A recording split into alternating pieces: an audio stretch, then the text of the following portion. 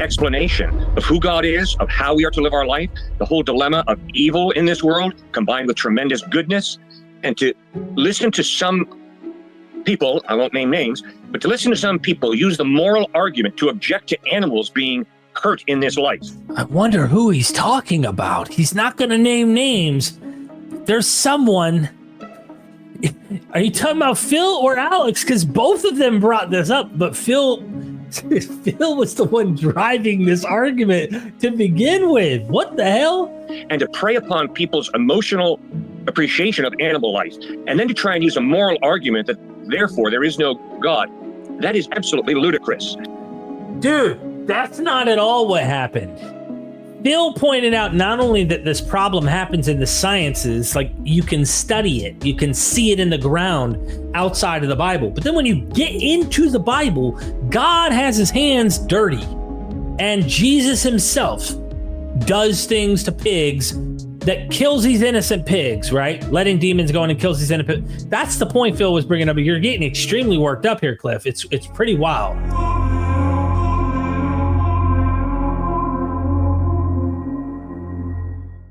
Let's check out this debate I never watched. It has Alex O'Connor, Phil Halper, and then Cliffe and Stuart Knechtle. A lot of people told me that this is a hot debate. I'm going to be watching it here on Alex O'Connor's channel. No offense, James. I just popped it up on Google. This was the quickest way, but it took place on Modern Day Debate. So hit that like button. Let's check it out.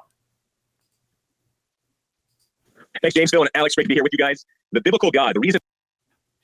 Maybe we slow this bad boy down. Maybe do 1.5. Why we believe strongly that the biblical God exists and has always existed is, one, because of moral obligation. I don't believe in just moral feelings. I don't believe in just moral forms of potential kinds of, oh, yeah, subjective feelings. My truth is my truth. Your truth is your truth, that our politically correct culture espouses, at least here in the US. We hear it all the time. And so whether it's feelings, whether it's inclination, whether it's... So it sounds like they're debating just, does God exist? And these are reasons why he and both Cliffe and Stuart think God exists. The idea of I set my own truth, you set your own, or the culture sets it, or the powerful set it, like Hitler. I don't believe that's enough. I believe that Solzhenitsyn, Martin Luther King Jr., were onto something strongly. Letters from a Birmingham jail. Dietrich Bonhoeffer picked up on it as well. Dostoevsky picked up on it. Even Nietzsche picked up on it as an atheist. That without God, if God is dead, then we are dead as well in a way. Because anybody can do any old thing they want morally. So when we talk about oughts, shoulds, moral obligations, values, we get down to the point of saying, no, there really is a truth out there. And I still have not. So that's Plato for you all day. Plato was saying we need to be like the gods. We need to act and behave like the gods, morality and such. But again, once you say, I believe there is, then you have to leap and make the case that Christianity is the it. I heard a good response to that argument. Second point would be, I think there was a great beginning. And I think that there is a linear perspective that we all... You say is from ought? Because I know that that's something that was, definitely philosophically an argument. How do you get from what is to what we ought to do? And there's so many different explanations, moral realist, moral anti-realist. There's so many different positions that have sufficient arguments. They make good cases, but it's kind of interesting because you look at cultures today that behave certain ways. They think are ethical, they think are moral, and we think we have a higher moral ground, if you will. The unfortunate part is when you do get to the Bible, since these guys are going to ground it in it, you can find horrific atrocities done in the commanding of God, not just in the name of God. God commands it according to their scripture. So these guys are starting off with like a blind spot, not realizing their own text has this problem. All espoused, whether we want to believe it or not, shown through all books, many movies, the literature, even many of the narratives that we get in the media, as skewed as they often are, which is a linear approach, which the Bible espouses, the biblical God espouses, where there was a great beginning. All other worldviews at the time were cyclical for the most part, and there was no linear progression.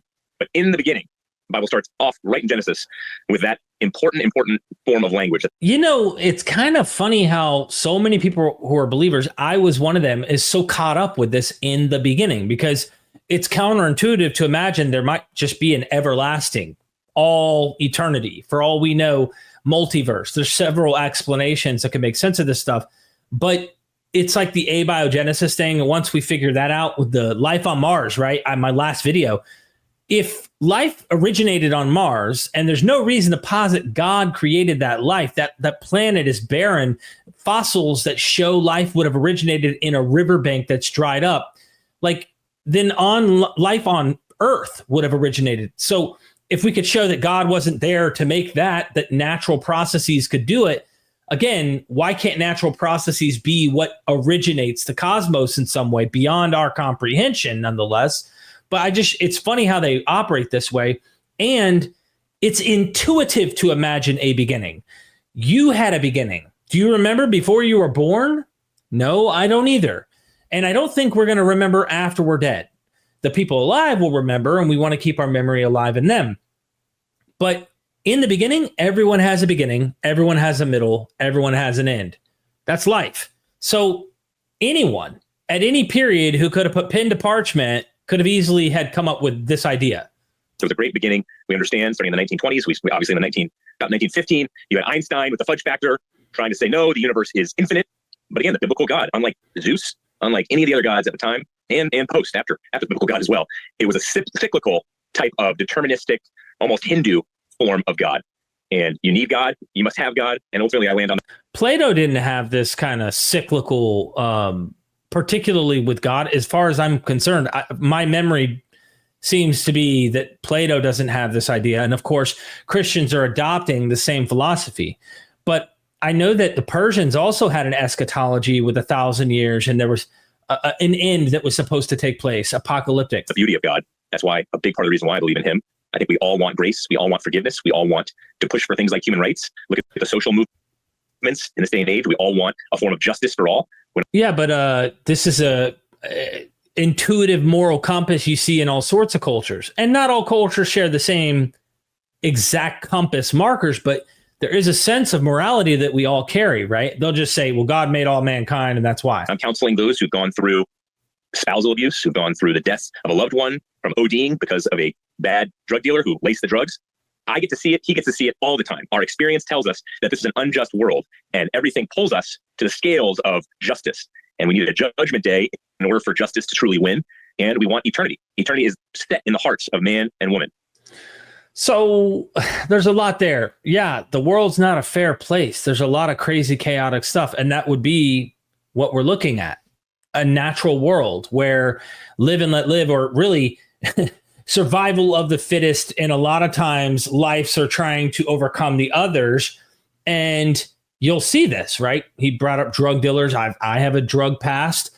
And this idea that, we need justice. Yeah, we all want that, but we need it to be in the afterlife. We need it in the after this, or we need to expect some metaphysical right that needs to be given by God. And then you start asking the question, which God? It becomes a complicated issue. And I believe strongly, again, from my experience, that our hearts are restless until they rest alone in you, O Lord, like Augustine talked about. All of that fits my experience. And so this is not just an intellectual game that we're playing in our minds, whether it be philosophical or theological. It gets right down to your very experience of things like free will, consciousness, things like beauty, things like a judgment day. Will there be one? And protagonist, antagonist of just about every story talks about there being real evil, there being sacrifice, and ultimately good will triumph. So that's a big part of the reason why I believe in God, based off the intellectual evidence as well as my own experience. Thank you very much. We're going to get over to Cliffe for the remainder of their opening statements. The reason that I believe in the biblical God is, first of all, I believe that non-existence cannot produce existence. That's absurd.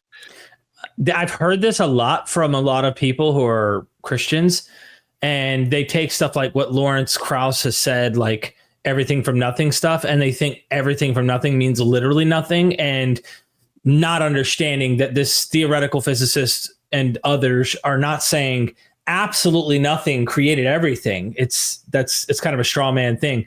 Secondly, I don't think it's possible for chaos to produce order. That's ridiculous. Thirdly, I don't believe that it's possible for the rational to be created by the non-rational. The rational points me to a rational creator. It's just kind of strange. I get what they're saying. Like, it's almost like reverse engineering the UFO aircraft, that they're like, oh, we got to figure out how to do anti-gravitational stuff. Well, we got to reverse engineer. We see life, we see complexity, right? We're looking at it, analyzing it, going, wow. maybe if you go far enough back, it wasn't as complex and it was gradual, but all of the compounds eventually ended up causing something like this. This is just the kind of universe we live in. And it's hard to wrap our heads around because I don't know these answers as far as for sure how all of this began, where we come from, exactly how all these things took place, right? I believe that evolution is the case. I don't know if Cliffe and Stuart do. Those are the kind of questions, but they might travel back to abiogenesis and then cut it off or something. But I'm thinking to myself, and I'm just like, Cliffe, you're just putting God in the place of things we just don't understand fully yet, you know? And maybe there is someone who thinks they have it figured out, and I haven't studied their positions yet. Next point is, I don't think that meaning comes from matter, or that love comes from matter, or that free will comes from matter. Matter is simply matter. And when I observe, I guess that's that materialistic outlook, like, oh, you're talking the material world. So from just pure compounds and chemicals and the material world, you're not going to get these things, beauty, love, art, etc., that we find. And that's a human component, right? That's something that we actually produce. Oftentimes, I imagine, to distract ourselves and to keep ourselves active from death, the struggles of life, not being bored, all sorts of things. So I just don't look, I get what he's saying, but he's putting it all back on God again. people, when I experience life, I'm convinced that there is more to reality, there's more to you, there's more to me than simply complex chemical reactions than simply matter. Then when I look at Jesus Christ, I begin to Well, that's how it feels. understand that indeed he is reliable. No, I cannot prove God, I cannot prove Christ. That's not the question. I can prove almost nothing in life. Rather, the question is, in light of the evidence, what is most reasonable, what is most plausible to believe? And when you look at the historical evidence of the way Jesus lived, taught, died, and rose from the dead, I think the evidence is rather clear. He is I think Phil and Alex are like, yeah, what's most reasonable? trustworthy in a way that none of the options are. Whenever I struggle with doubt, and I regularly struggle with doubt, I go over some of the points that I just made, but I also go over the alternatives to Christ, be it materialism, atheism, evolution, agnosticism, Hinduism, Buddhism, Islam. And although there are points that can be made on behalf of all of those options, those points are nothing when it comes to credibility, when it comes to reasonabness, when it comes to reliability that support Jesus Christ. He lived a sinless life. In my best moments, I wish that I could live like Jesus, but I fail miserably. Okay, there's so much, such a leap here. There's so much material to unpack in what Cliffe said.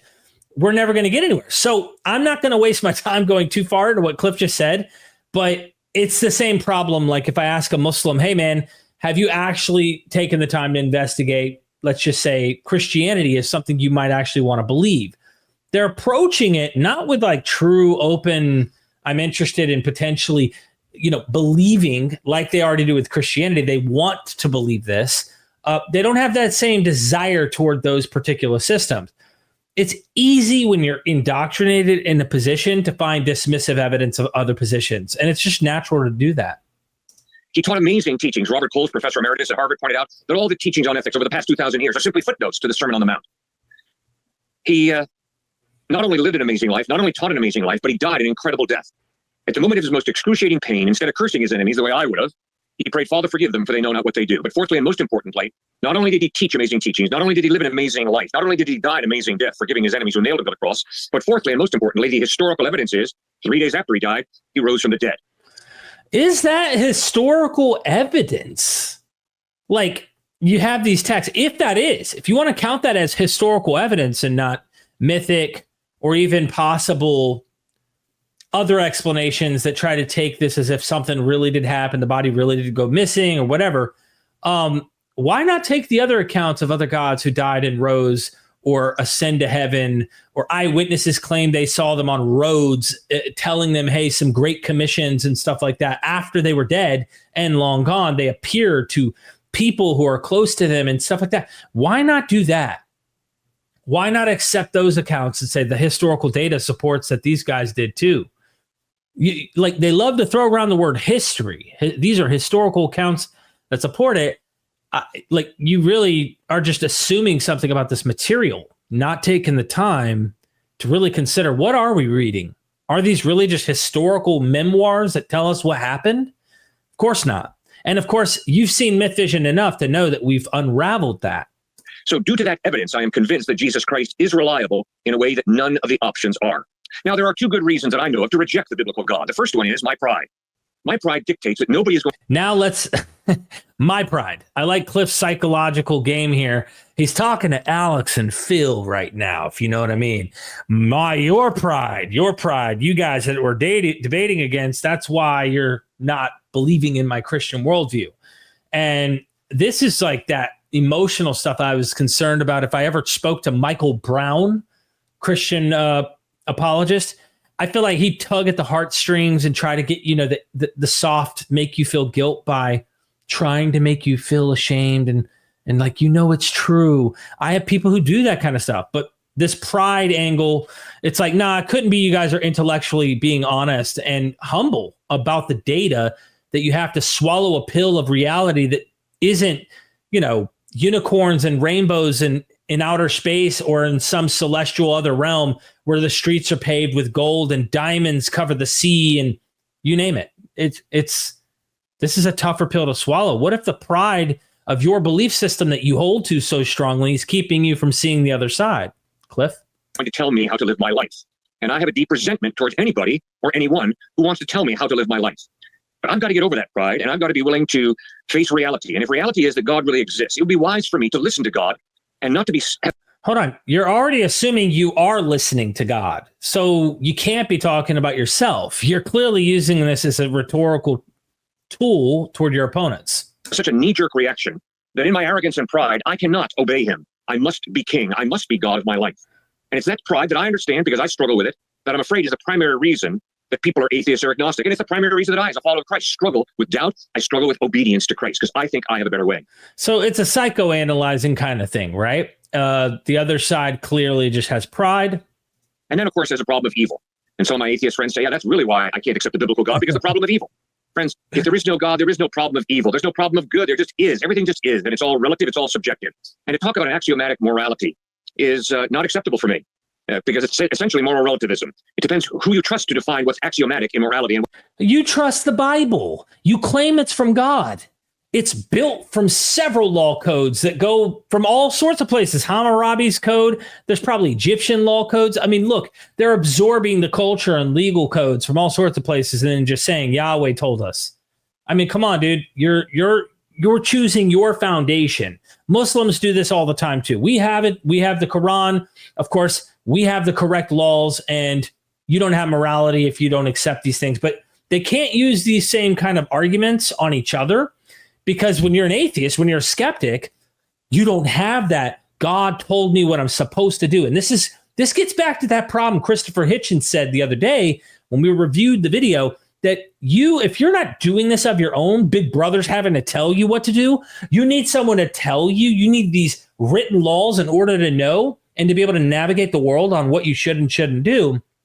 Then it's not truly you. It's something else telling you with fear and punishment or reward. That's the only way you're interested in doing it. And this is the sad part about ethical arguments that come up from Christians. They don't get that point. They're not thinking about that point. Most of the Christians I engage. Well, it's not. So it's either moral relativism or there is some type of objective morality because there's a mind that creates and defines that morality long before this human mind ever existed. When I look at Jesus Christ examining the human dilemma, we're all created in the image of God. We all have a whiff of glory, a scent of glory in us, but we also all have a real fascination with evil that comes from our pride. It comes from our feeling. See, this is amazing. Listen, the idea of being made in the image of God, there are Egyptian texts from frickin' way long ago. Hold on. Let me see if I could find one real quick here, because I think this is worth at least mentioning. Let's see. There's a website. Yeah. So there's a text called Merikare, Merikare. It's dated to the 22nd century BCE, although the extant versions are later than this. Well-directed are men, the cattle of the God. He made heaven and earth according to their desire. He repelled the water monster. He made the breath of life for their nostrils, talking about humanity. They who have issued from his body are his images, and there's the Egyptian term, SNNW in English.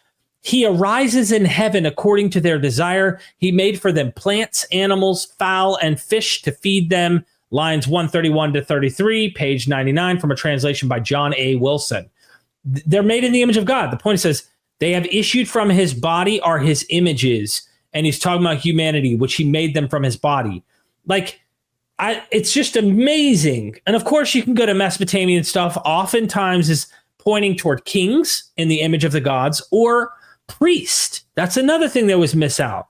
And there's just so much to unravel here that we won't have time to get into. But this is why I love doing MythVision, because you could use all of these arguments against all of these points historically, other texts you can compare it to. And I think that alone just makes it disintegrates any, I have the one thing and there's no other text. That's a lie. We've heard like Wes Huff talk about only the Bible talks about people being made in the image of God. That propaganda is falsified easily when you can research these texts yourself. It's necessary to be number one. And when you begin to grapple with, we all have a whiff of wretchedness in us, but we all have a whiff of glory in us. We're created in the image of God. That's another thing. Before he goes on about image of God, we're all a little bad and a little good. Everybody noticed that throughout the whole world. What is he talking about? Every culture has this idea. Hammurabi's code depicts these ideas. The other thing is, we could get into the Orphic Dionysian myth about how mankind came to be. The Dionysus, the pre-earthly one that you find that roams around, he's a child, gets eaten and chewed up by the Titans. Zeus, in his anger, zaps them and disintegrates them into ashes on the earth. Eventually, from the ground, from the earth, from the clay, man is made. They're part Titan, evil, and they're part good and righteous. Dionysus. This is the Orphic, mythology of their origins. And so when a human behaves evil, they are acting as the Titans. When they act good, they're acting like the god Dionysus. And what's interesting is Philo uses this very language, not Philo, Plato. Plato uses the very language I'm describing when he's talking about ethics and morality, describing good and bad.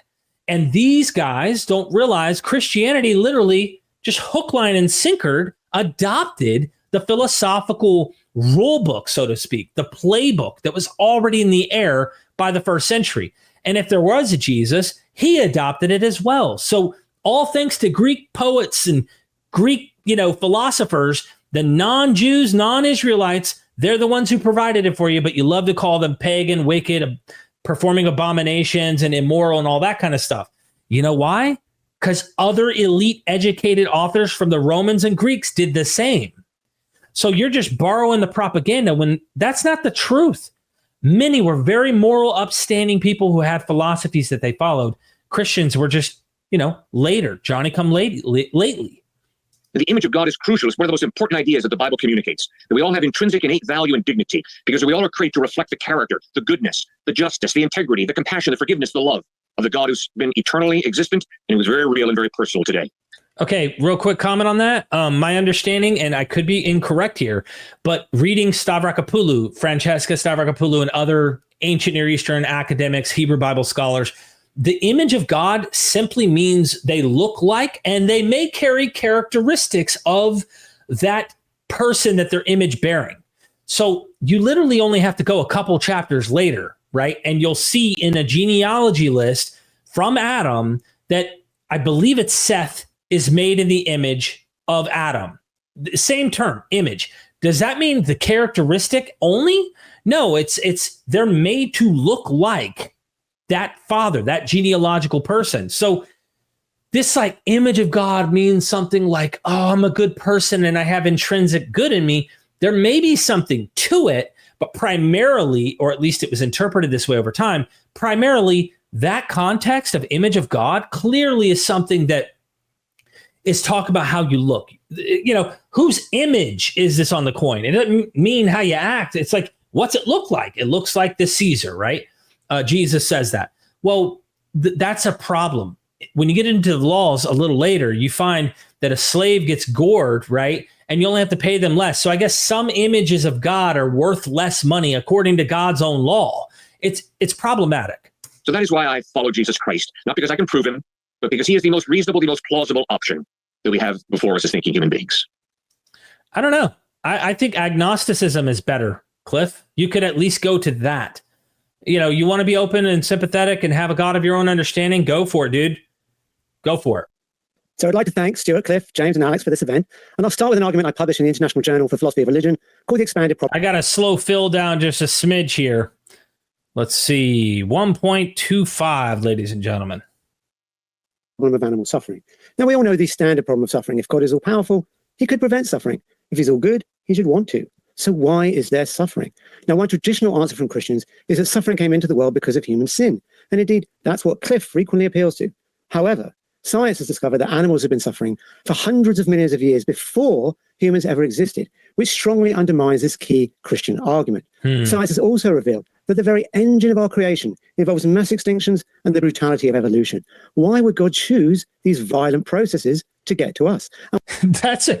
This is something I've thought about. Life has to eat itself, ladies and gentlemen. Life itself is practically cannibalistic.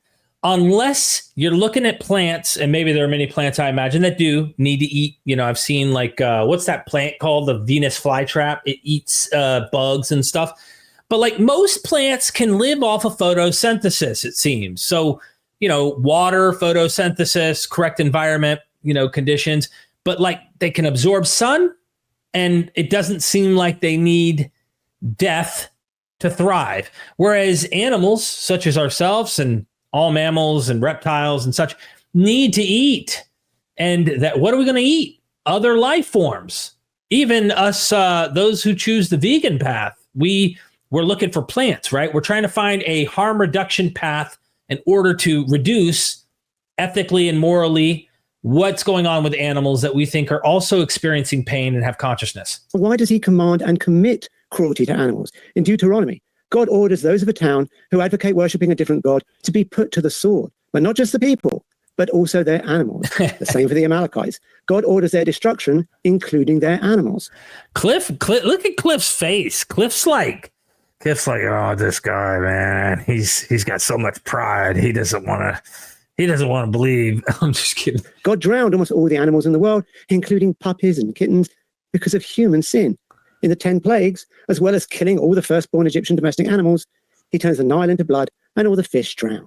Jesus exorcises demons into a herd of 2,000 pigs who then run off a cliff and drown. Yeah, I could see Cliff and Stuart, like, I could see them going, all right, Old Testament again. We live in a new covenant, but Jesus casts demons into a herd of swine, probably a ton of swine, that drown in the water? Jesus did that. Drown. It seems to... Oh, are those pigs innocent or guilty? And do they deserve it? Well, that's why oftentimes they adopt a position that animals don't have consciousness and they don't matter. Animals can be killed and slaughtered. It's okay. Because why? Back to their moral grounding. God, they say, allows this and says it's okay. Okay. So you have your moral compass allowing you to do these things to animals because Bible, God, you name it. Biblical God loves drowning innocent animals. Now, right now, there is a mass extinction event at the hands of humans. It's primarily because we eat meat. Now, God could foresee this tragedy and tweak our diets to avoid it, but he didn't. Why not? Now, these issues are easily resolved if the biblical God is false. Then it's no surprise that both the Bible and... Dude, I can't get over Cliff's face. Look at his face right now, dude. That face is pissed off. Oh, man, this is wild.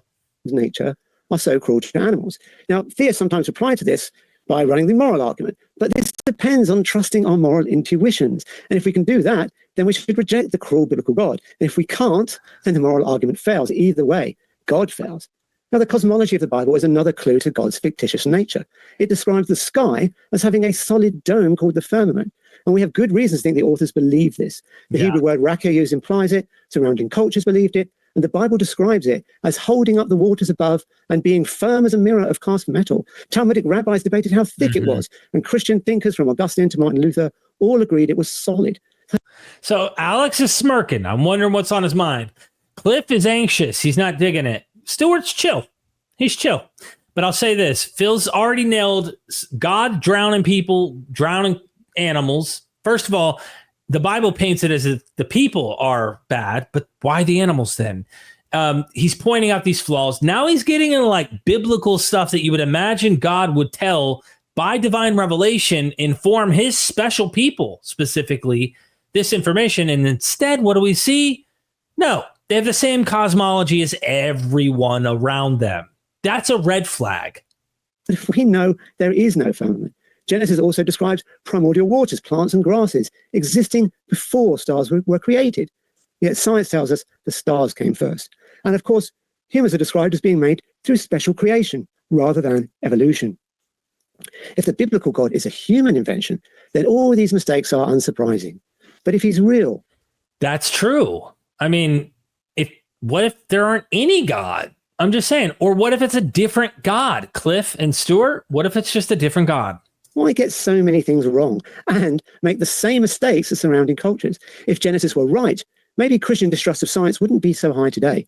And this has consequences. Atheist acceptance of climate science is double that of Christians and triple that of evangelical Christians.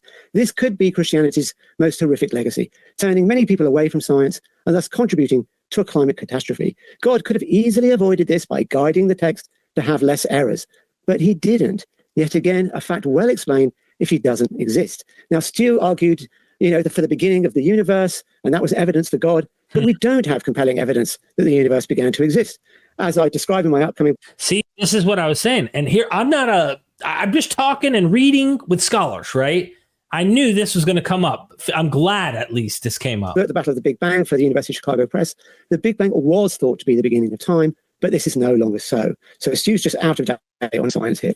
So I can unpack this in the dialogue, or you can read the book when it comes out in the spring. But in a new survey that we're about to publish, physicists overwhelmingly rejected the notion that the Big Bang was the beginning of the universe. But, even if the universe had a beginning, I don't see any reason to think it must have a cause, as Cliffe has argued. After all, Christians say that God doesn't need a cause, often because they allege he existed timelessly. So yeah, paint this picture. If God is eternal, doesn't need an explanation, or we don't know, right? Just last forever. Why couldn't the universe somehow last forever? Why is that not an option? And of course, there's people who go, well, it's expanding or it's contracting. Why doesn't it expand and contract? You can't. There's no way to falsify this. Like there's probably better models, but I'm saying you don't know that either. Why then add abracadabra God to explain it?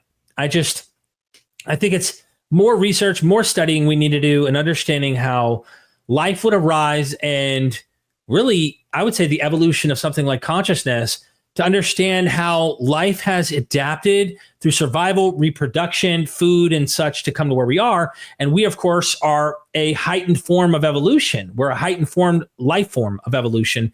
And so here we are reflecting. We've got time. We have ways of surviving. Unlike some animals that are on constant watch out to survive, we're able to look at this stuff, self-reflect. Our development has allowed us this much. So it's easy to see the UFO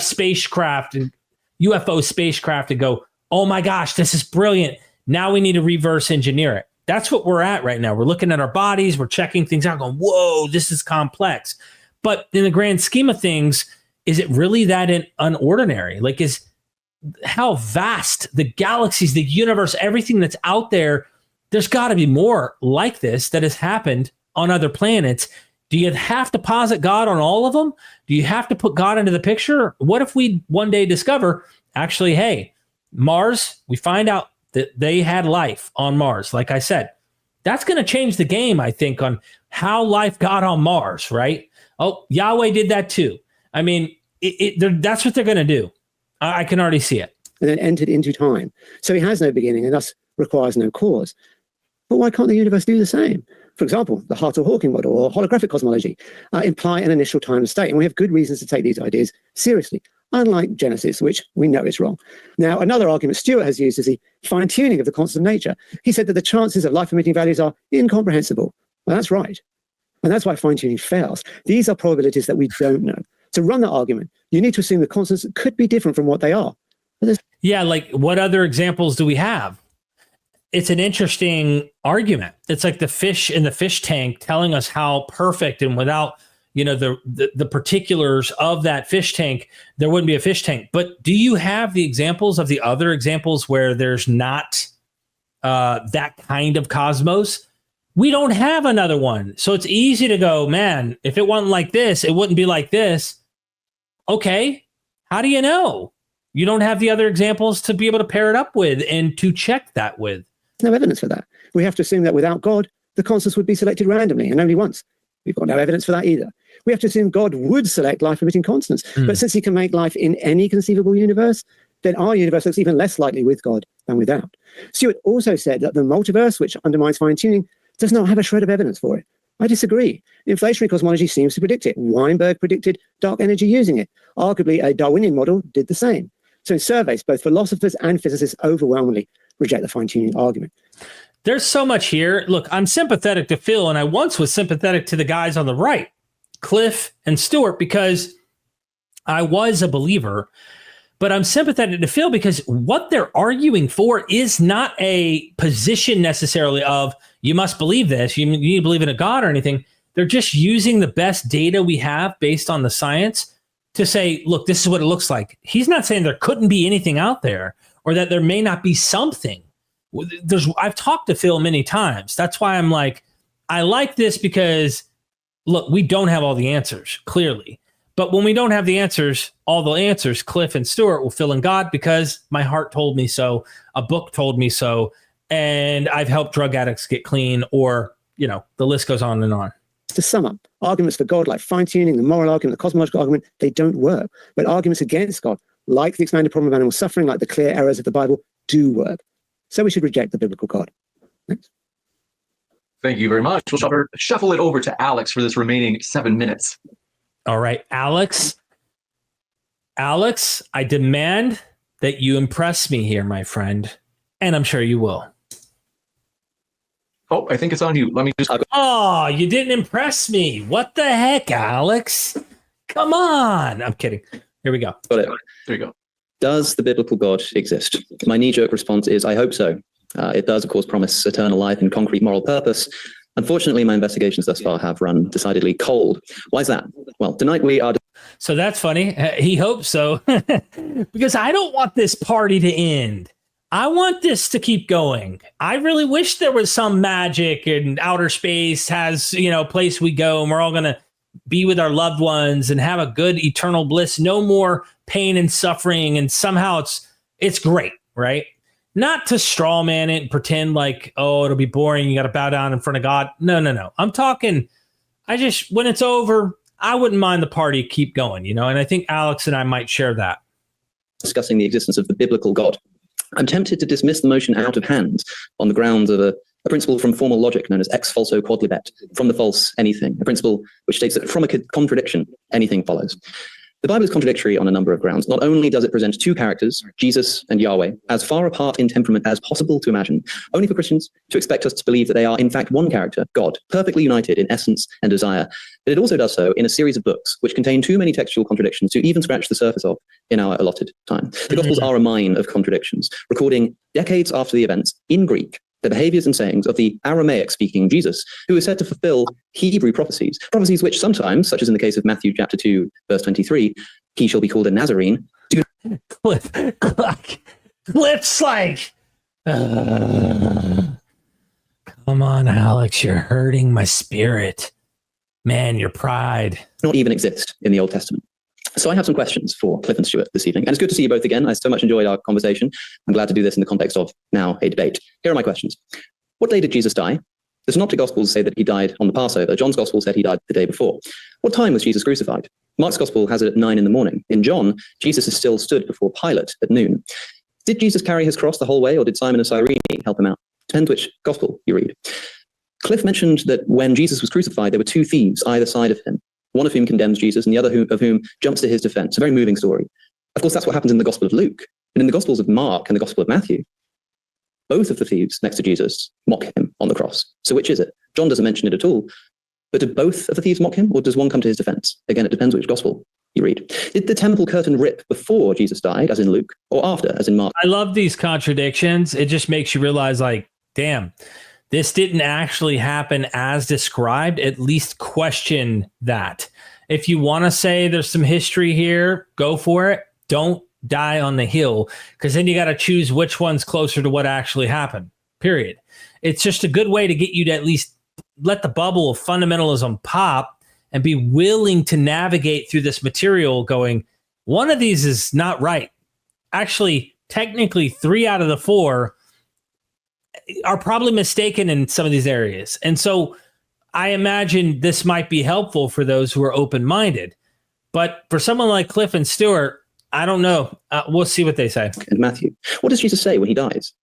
In Mark and Matthew, he says, Eli, Eli, lama sabachthani. My God, why have you forsaken me? Again, by the way, distancing himself from God and appearing to present himself as a separate being. In Luke, he quotes a different psalm saying, into your hands I commend my spirit. In John, he simply says, it is finished. Reconcilable, perhaps, but is it a coincidence that the earlier the gospel, the more Jesus separates himself from God? Those are actual questions, by the way. And every single one of the contradictions that I've just mentioned is just about the death of Jesus. We still have the resurrection accounts and the birth narratives, for example, not to mention the general increasing divinity of Jesus in later and later gospels, telling me that the historical Jesus didn't even claim to be God in the first place. Yeah, that's a whole different thing. I'm not so sure. I agree. If there was a guy, I doubt there was a guy running around saying that, especially if he was a Jewish guy doing it. But I don't know if we can get out of the Gospels that Mark has this like low Christology. I would just say it's more obvious in John, but it's, for me, I do think that there's divinity all over Mark for Jesus. And so how you reconcile that divinity with there being a father as well, I think there's that's the wrestle. I don't think Trinitarianism is not developed till much later, but you can see in a world, especially a Greco-Roman world, where gods have sons with mortal women, that creates a problem, I think, that needs to be fixed in theology over time when Christians are trying to explain their texts. Not only this, but Phil's already mentioned the problem of animal suffering. It's worth reflecting that the problem of evil has a number of well thought out responses called theodicies. Evil exists because of higher order goods that can only be attainable if there's some kind of suffering in the world. Free will means that we need to be able to commit free evil acts. Evil helps our souls to develop and grow closer to God, this kind of stuff. Please keep in mind that none of them are effective in explaining the existence of non-human animal suffering. Animals do not make free moral decisions. They do not have moral souls that can develop through strife. It's controversial even to suggest that they'll simply be compensated in some kind of fluffy afterlife. I want to hear today a direct answer. How can the suffering of a deer on its own in a forest, with its leg broken and trapped under a tree, already starving in confused agony, before being predated upon by having a mountain lion clasp the deer's windpipe in its jaw for an excruciating, minutes-long death, be explained if supervised by an omnipotent invigilator who, if for some reason did not prevent this particular event, seemingly could have at least designed the machinery of the natural world to be less prone to this? That's the $1 trillion question, right? And they have to deal with it, so they find a way to explain evil as if what was temporary and God knew, or you're going to know when you die, you'll be like, okay, I thought that was really bad, but in the grand scheme of eternity, that was nothing to go through all of that and stuff. Well, you would think we get a better clue on this side of the fence before we have to go to that side of the fence. And the fact that it is not obvious at all, that's a huge problem, right? So this creates so many issues that Alex is bringing out. Why would God create a system like this? And of course, they want to blame it on humanity. But then you got to go back to what Phil said. Animals for hundreds of millions of years have been suffering. And that was just that God was indifferent about that. How do you explain? Does it make sense? This kind of thing. Another question. Why is a person's geographical place of birth a statistically reliable indicator of how likely they are to be saved? This is Stephen Mateson's argument. The populace of Connecticut is around 70% Christian, let alone theistic, whereas the populace of Thailand is 95% Buddhist, and therefore at best 5% theistic.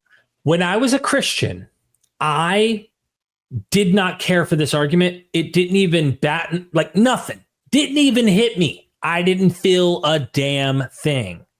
But once I got out and I started realizing, looking at data, you really become much more of a detective, I think, once you have that skepticism, once you're willing to actually pick apart your own worldview, let alone others, you can see why proximity, geographic location is significant, especially once you recognize indoctrination as a huge factor in how this operates, how this whole thing functions. I'm told by St. Paul in Romans that, quote, what may be known about God is plain to them, because God has made it plain to them. For since the creation of the world, God's invisible qualities, his eternal power, his divine nature, have been clearly seen, being understood from what has been made, so that people are without excuse. Why then should I expect this God to provide more compelling evidence to those in New England than to those in Southeast Asia? Or are the Thai just orders of magnitude more naturally incredulous? A hell of an argument.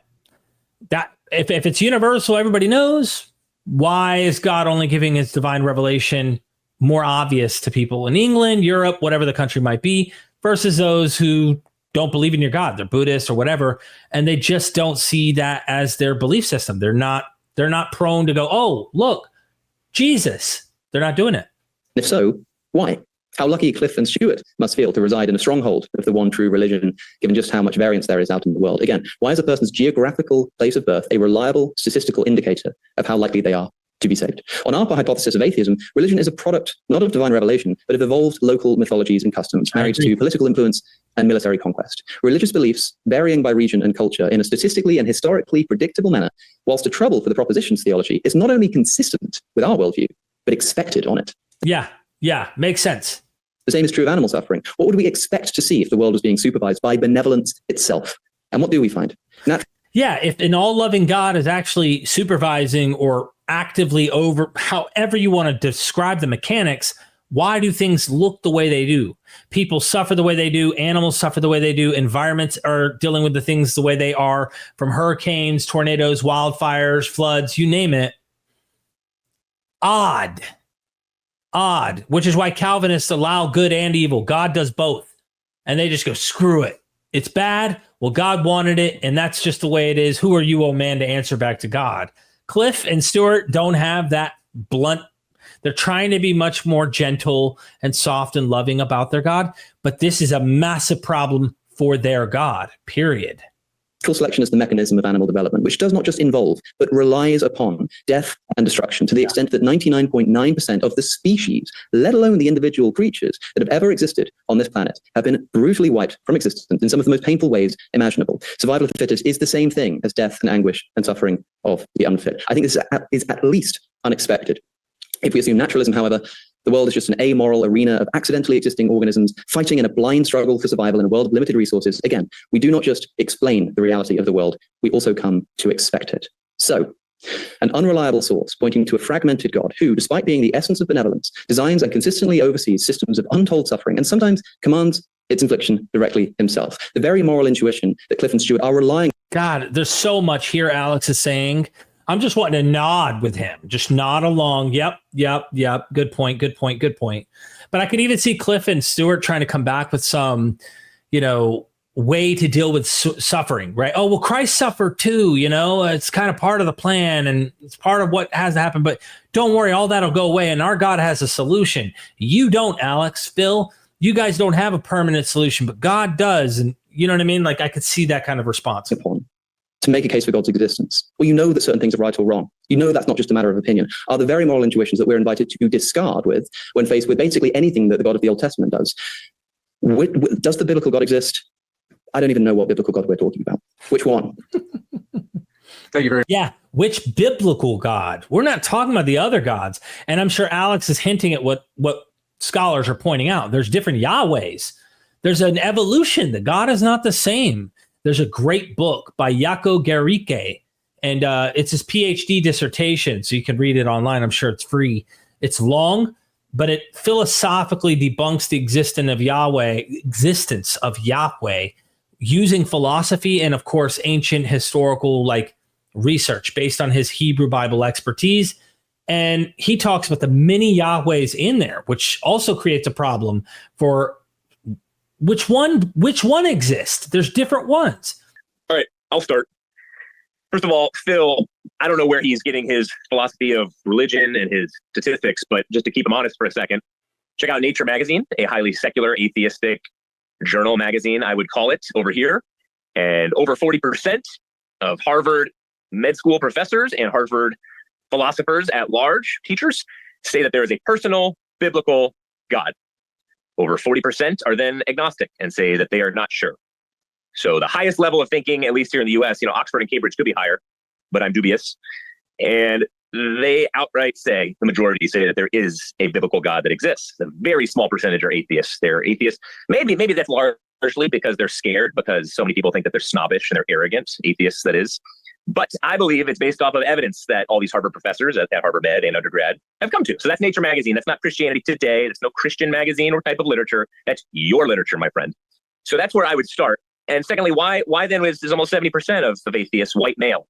Why are all the largest conferences held around the world always white male? Usually only one country presented, and that's your country. Bring somebody along who is white.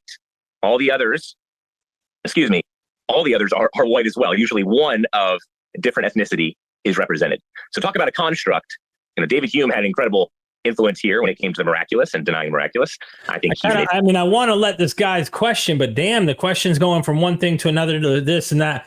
But at the end of the day, I think Phil and I spoke about this after the debate. We did an interview. If you haven't seen it, it's on MythVision podcast, my other channel. But in that discussion, he points out how Stuart was bringing up these numbers, and I can't remember off the top of my head, but seems like the article's talking about something very specific. So just be cautious about what Stuart's trying to claim. And I know Phil did a deeper research because Phil was probably on the spot, put up with this information and not given it prior. So I do know that he responded to that afterwards. But talk about a construct, talk about those who, if Alex is going to make the point of the genetic fallacy point, and if he's just going to say, whether it's in Myanmar or the US, just because someone has greater exposure to the biblical God doesn't mean they have somehow a better chance at accepting him. I have a 75% chance of rejecting the biblical God because this guy is, by the way, my dad. Okay, that's weird. If you could point to a Muslim country, for example, the social pressures that are involved, because Christianity definitely has a ton of social pressures. There's emotional, social, all of that. They are trying to convert people. Name a single Muslim country where they don't care. They're not trying to cause people to be Muslim. There's no you're not born and raised to be Muslim. That is exactly what we've seen with Christianity. Now, obviously, there's a different cultural and religious adherence to it, but that's a weird statement coming from Stuart. Oh, well, I'm only a Christian. I had a 70% chance because of my dad or something. Dude, we're in a culture that is predominantly Christian here in America. Predominantly. It's more likely I would become a Christian than it would be that I'd be a Buddhist. Suppose I was born in an atheist household and I converted to a religion in America. What are the statistics that I would convert to Buddhism, Islam, or Christianity? There's got to be a favor toward Christianity. If not, you're just denying the facts. 75% of pastors' kids reject God and never come back to believing in him. Okay, so I'd like to know where this study's at. 75% of pastors' kids leave. What kind of asshole dads did they have that made them want to reject? But yeah, notice they were Christian and then they left. So they were already Christians. That doesn't help his cause. So Alex's stats and his thinking are a little dicey at the very least. No, Stuart, yours are right here, right now. Yours are. Alex just pointing out geographically the probability and the likelihood of you continuing or finding your way into that religion. That's just the facts. Anywhere you're at. If you were born in Indonesia, you're born into an Asian country, you're going to likely adhere to Taoism or Buddhism or some Hinduism. If you're in India, there's a more likelihood of that. It's just a fact. So just because you have been given evidence through your culture, by no means, does that mean you are more likely to accept this God and have eternal life. Secondly, the teleological argument, Phil, is way off as well. I didn't even bring up the teleological argument. Maybe you did, but he's wrong on that as well. I think you got to get to know your partner a little bit better there. Alex, I saw him talking to Richard Dawkins not too long ago briefly. I caught a couple snippets, and oddly enough, it was on the teleological argument and free will. And Dawkins now calls himself a cultural Christian, and he says, I have no idea what to do with the teleological argument because it is so convincing that potentially there is. Dude, I thought this was open dialogue. So, okay, I'm curious, how's this work? Does he have a time limit and then it allows the other guys to talk? Hey, God. And he said that about free will as well, by the way. So to say that outright, the teleological argument is laughable now, to say outright that somehow the universe having a beginning is laughable now, I just don't know who you're talking to. I'm talking to different people, I guess. So we'll have to have another sit down on that one and bring our stats and research. So those are big pieces of evidence. Alex has also said to me before, I just need a revelation and then I'll believe in God. That's all I need, just a revelation. That sounds exactly like Richard Dawkins. And what does Richard Dawkins say? Well, my revelation changes about every year. So his first one was, well, if the stars align and say, Richard, believe in me, I am God. Then I will believe God. Yeah, he's hogging the hell out of the mic, right? Bringing up a million things. How are they going to respond to any of this? The other thing is like for me, right? I would need actually God or something divine to take place where I actually see some act of a miracle, something biblical, not, oh my God, someone with cancer, started to do better. That proved God. No, I mean, I would be convinced if there was some real biblical description type of miracle to take place in my life. Like if I walked to the ocean and all of a sudden the ocean parted and then like Moses came and said, walk with me or something. And I'm walking in the middle of the ocean. I'd pinch myself, dude, are you hallucinating? But clearly I'd be convinced, right? Obviously they'll just go, well, God's not going to do that. Yeah, I know. He never did that ever. Not even with Moses. You're talking about a story, bro. Pardon my interruptions. I just want to be sure. Maybe this is the last point, and then we'll kick it back into that. You bet. So I want to know what kind of revelation Alex wants, and what kind of revelation does he want the boy in Myanmar or wherever else to have in order to believe in God, for this God to be fair and morally good. Because Richard Dawkins switched, and he said, you know what? Actually, I need more than that, because I could be hallucinating in terms of those stars alone. Yeah, but wouldn't you, if it was Buddha, if it was Krishna? Or would you just blindly accept the revelation you just had from Muhammad or Krishna or something? Well, because of your worldview, you might think it's a demon. You'll immediately, oh no, it must be demonic, and not accept it, right? Okay, you're cautious. Why wouldn't someone who had some experience maybe doubt it might be hallucination? I mean, people do hallucinate, unless you want to grant that all hallucinations are real, and they're not hallucinations, they're divine revelations. And I hear that from all the top atheists. Now, maybe Alex is talking about a different form of revelation. I want to be fair to him. But I see the consistency, the moving of the goalposts all the time. So can I reply to that? First, about the Harvard Med people who had, did you say 40%? Over 40%, yeah. Out of Nature magazine. Okay. Right, Nature. Okay. But did you also read the article in Nature about leading scientists still reject God? What year? I can dig it up for you, but what they did was they surveyed scientists, and they also compared it to leading scientists. So these were members of the National Academy of Science. So, for example, what we see in the United States is about 74% last survey I saw of the general population believed in God. When you went to scientists, it went down to about 50%, similar to your 40%. But when you went to senior scientists, members of the National Academy, it went down to 7%. That is an enormous discrepancy between the overall population of the US, an enormous discrepancy. So, now, quite frankly, though, it doesn't really matter how many scientists believe in God. This is just an argument. One is a cherry-picking fallacy, because you happen to pick, people in the medical profession, which isn't really a profession. It really isn't a profession that's really relevant to issues regarding God. These would be topics like cosmology, evolutionary biology, things like that, moral philosophy. But if you survey philosophers, and of course, whether God exists is a philosophical question, they disagree on almost everything. But one thing they actually do agree upon is that God doesn't exist. Something like 70% of professional philosophers do not believe in God. That's a massive number. But let me get my guard up and let me defend it, right? Stuart, I could see, or Cliff fighting that. Right. So you're basically sort of cherry picking, Stu. Now, the other topic was the teleological argument. You quoted... And you can lie for Jesus, okay? Just remember, you can lie for Jesus. And it's okay. He'll forgive you on that. Dawkins. I think you're misquoting Dawkins, but yet again, it doesn't really matter what Dawkins said. So what Dawkins said was that if an argument was going to convince him, it would be the fine-tuning argument. That doesn't mean he thinks that it does convince him. And he actually criticized the fine-tuning argument on that very program. In fact, Justin Briley, the host, who I know, Alex and I know, we've both been on the show, he even joked. He said, you gave an inch and they took a mile, referring to people like he used to, who are misquoting him, right? He's not saying that it is a convincing argument, only that if an argument were to convince him, it would be that one. No, I agree it's the best argument. Right. I think the fine-tuning argument is the best argument for God. That doesn't mean it's a good argument, does it? That just doesn't follow. You can rank bad arguments. Some of them will be less bad than others. But you didn't really answer any of the points that I made about either the beginning of the universe. You said that there was evidence for the beginning of the universe. I'd love to know what that evidence is, because the Big Bang was thought to be the beginning of the universe, but that was based off of Penrose-Hawking theorems. And the Penrose-Hawking theorems have assumptions which are basically widely discounted in the community because it seems all kinds of things. the community don't accept them. Penrose and Hawking themselves don't think that these theorems apply. And in fact, one of the assumptions is that gravity is always attractive. Well, in 1998, we found that it wasn't.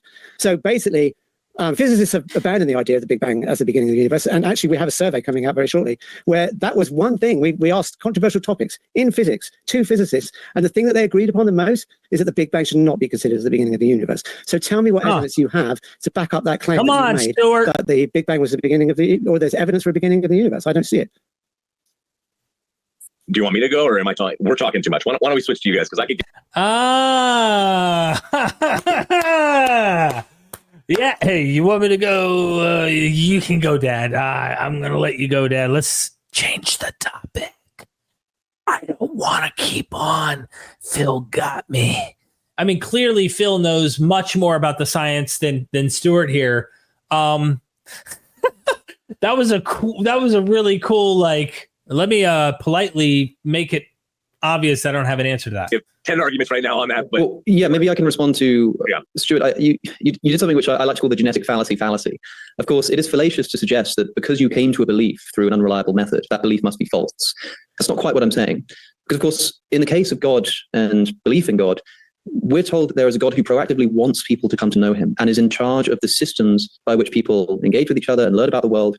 And so if it is the case that you are, and of course, you said that 75% of people, reject the religions of their parents. That means that there are 25% who don't, and you're just one of those. You may be an exception, but it's an exception that proves the rule, right? And the rule is that you can reliably predict what somebody will believe about God, and therefore, on your worldview, how correct or incorrect they are in their assessment of the nature of the divine, based on where they grow up. And my question, I can't now, of course, that doesn't mean that it's false because they came to it through those methods. But I would say that it's unexpected that God would allow people to go so wrong, so inculpably wrong as well, if in fact he wants to reveal himself equally to everybody. The question I have is, what is more likely? What better explains the reliable geographical spread of religious belief? Is it that there is a God who wants to come to know all equally, but for some reason, nations of people and cultures throughout history unanimously decide on different theologies, and many of them get it wrong, and some of them happen to get it right?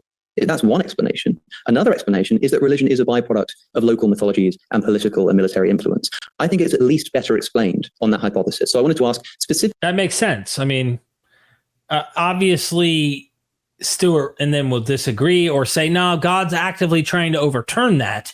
But no, how it came to be, that makes perfect sense. Particularly on the geographic spread of religious belief, doesn't prove that religion is false, but you at least think in isolation that this is better explained on the hypothesis of religion as a sociological project than the hypothesis that there is really a God who exists. you have to include secularism and atheism then too, if you're going to do that. Like you don't get a free. Fine. You don't get a free.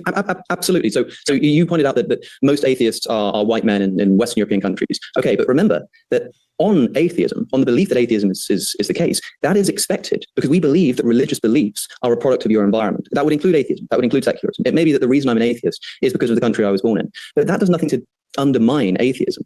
It makes me kind of lucky to get the truth if it is in fact true, but it doesn't undermine the truth of atheism to say that I may be an atheist in part because of where I was born, in the same way as it does undermine Christianity to say that you're a Christian because of where you're born and I'm not a Christian because of where I'm born. You see what I mean? Can you see why I think that's different? Yeah.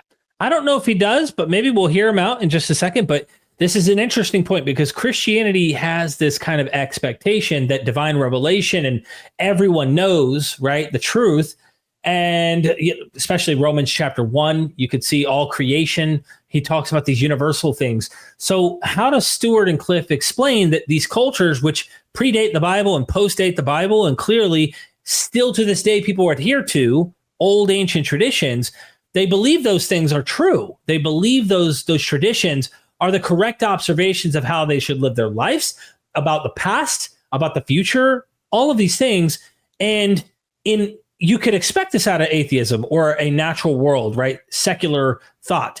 Whereas in Christianity, how do you explain that God does not spend the time to really help try to change those nations? For thousands of years, those nations have remained holding on to those ideas. It's the Christians who are out here trying to politically and through the sword convert the world to their position. And Islam has competed in that. So this is a big problem, I think. I mean, I know that I can see how that follows, but I would ask you, what then is true revelation from God, and what exactly is saving faith then in your interpretation? Because it feels like you're sort of putting that in a box? How do you know it could not be different for different people? How do you know that God knows or doesn't know whether someone will actually accept him before he puts them in a certain locale throughout the world? Why? What? Is this like any excuse Stuart will pop out something to say, well, how do you know that God doesn't give them a last chance after they die and he comes before God and then God changes, they get to convert right before they end up in heaven or hell? You want to go to hell and burn forever? Do you want to go to heaven and have a party?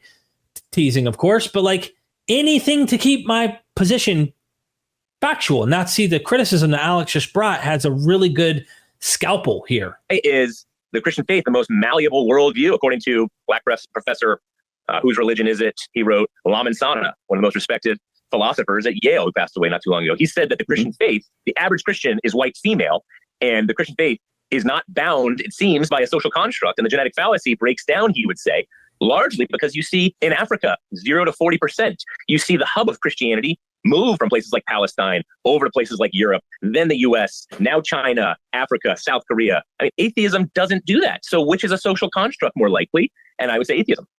I think all of it is socially constructed or socially dependent, all of it, including atheism. But that's not a problem. Like for me to say, you've just said that Christianity is the most malleable world religion. Might that not do something to explain its success? The fact that it is just so malleable. Maybe I've said this before. It's like the, you know how they say survival of the fittest? It's not the strongest that survives. It's the one willing to change the most for its environment and adopt that environment that'll be able to survive best in that environment. Christianity, when it went east, Manichaeism, it turned into a Buddhist Christianity. When it went south toward Egypt, it gave its Egyptian spin and it had a Gnostic kind of effect to it. When it went north, it looked like Rome. It acted and behaved like the augurs of Rome and the priestesses. They literally had virgin priestesses that played a role in their religion. Like when it ends up in the places that it goes, it looks like often the places that it goes, while still maintaining core tenets of its faith, it does adapt that environment quite well.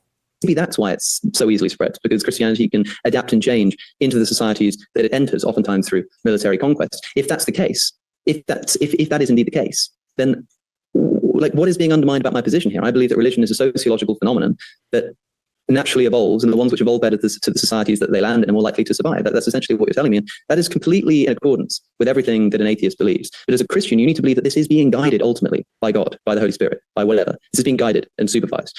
And then you have to explain why it is that the Thai are orders of magnitude less likely to accept Christ than New Englanders. I mean, well, why do you think that's the case? I think that Christianity has culturally been adopted so long naturally for them. That's why. Cliffe might have a psychoanalyzing pride explanation, but I think that makes better sense. How do you know that? And what is acceptance? What is acceptance? Like, I don't want to be a universalist here. Sure. Yeah, what to you is acceptance, revelation, and the correct theology? Like, sure, I'm buying into what all that you're talking about. Yeah, that makes sense potentially, but I still want to hear from you. It sounds like you have a very tight, nice definition of what saving faith really is, what that looks like. Well, I don't, because I'm not a Christian, of course. If universalism is true, then this problem goes away. If it's the case that to be saved isn't to be a nominally Christian, it's to just say, do the will of the Father. You might find that more people in Thailand are doing the will of the Father than people in New England are. That would also get rid of the problem. But if you believe that there is any doctrinal necessity in Christianity, if there are particular things you need to believe in, like you need to believe in the resurrection of Jesus, it's not just that he resurrected, but that you believe he resurrected. And this is such a good point. Alex is bringing that fire, okay? Because Stuart and Cliffe, that's what they preach at campuses. That's what they're preaching at the schools and arguing with college kids about. You need, before a moral God, a righteous God, you need to bow down to his son. You need to accept him in your heart. You need to believe he rose from the dead. You know, I've heard Cliffe do this all the time. And Alex is hitting it, and it definitely is doctrinal. There's a doctrine that is necessary, and these guys believe that. So while Stuart and them are trying to get a kind of, well, how do you know how God's not working with that society and maybe salvation faith looks a little different for them? Like, dude, are you saying, Stuart and Cliffe, universalism? If you're not, then no. If you're not saying that, and if you're saying, look, they don't need to accept the resurrection of Jesus or the Lord into their heart, lordship type salvation of some sort, then what is the point? Why not just be a good person and not need to believe in Jesus? choose to throw yourself on that. If there's any doctrinal element whatsoever, then we know that societies worldwide vary in their ascenting to these propositions statistically reliably based on where they come from. And that to me is a mystery. But I totally agree with you that if a universalist is listening to this is completely uninteresting, because what does it matter? Everyone's going to get saved anyway. I don't know if you're a universalist, perhaps you are, but the hypothetical nature of your question makes me suspect that you are in fact not. Well, if you rule out Hebrews chapter 11, Romans 1, Romans 2, then you're spot on. But you have to read those passages. I mean, the patriarchs are going to be saved. They didn't know anything about the resurrection. Nothing. I don't even think they expected that. There was some type of messianic figure, perhaps, that they expected. You have out of, obviously, Isaiah 53 and 61. Yeah, but isn't there a theology where Jesus sets the captives free?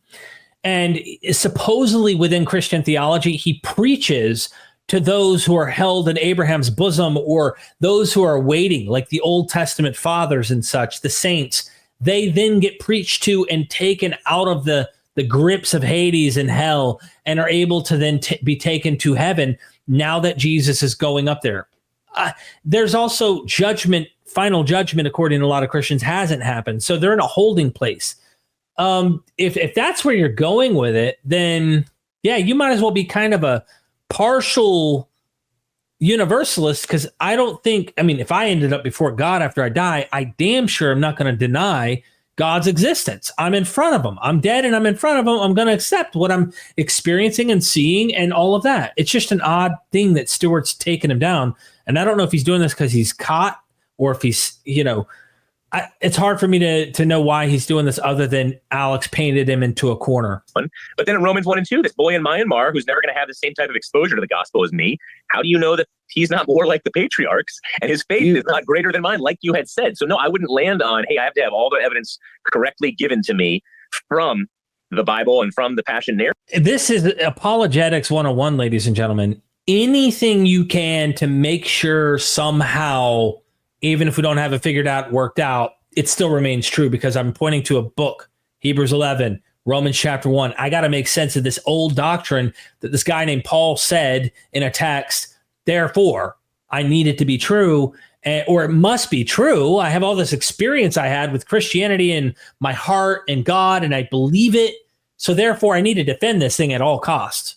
Narratives, if I'm going to be saved, that's still, it's tightening the noose too much for me. Do you think that people who've heard of Christ and know a thing or two about him, but proactively deny that he was crucified, just say, I know who Christ is, I know that there's all this evidence of, I don't think he was crucified, I don't think he was God. Do you think those people are saved? All right, Cliff's about to jump out of his skin here over here, so I better let him roll. Sure. It's an honor talking with you two gentlemen. I'm a little shocked that I heard that Genesis teaches that there's a steel dome over the universe, over the earth. That is embarrassing. I have read the Bible many, many times over the past 60 years. I can promise you there is no science anywhere in the Bible. Science is a discussion of process, how an organism works. There is absolutely no biology, no chemistry, no physics, no geology, no astronomy anywhere in the Bible. And if someone insists that there is, I think that they have an incredibly wooden interpretation of a book, and that's scary.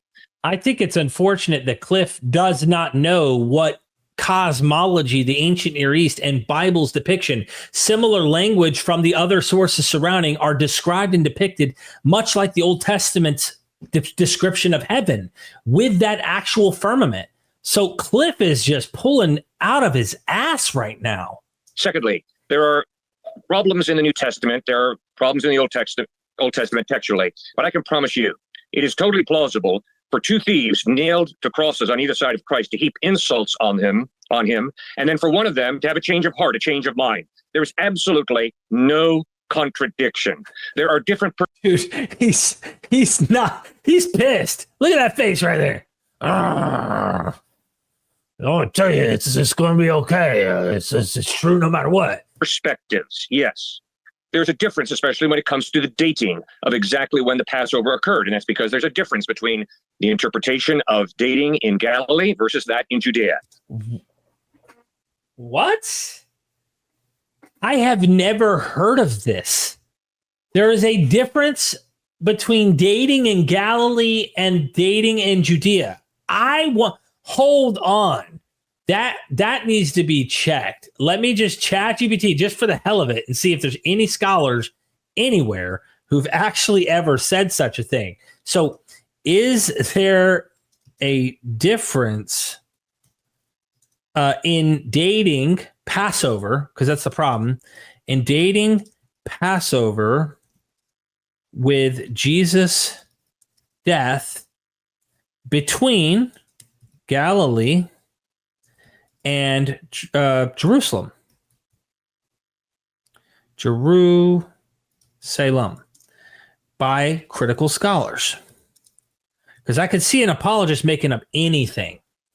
But so critical scholars have discussed differences in how Passover is dated in connection with Jesus' death, especially when comparing traditions that may reflect Galilee versus Jerusalem settings and between the Gospels themselves.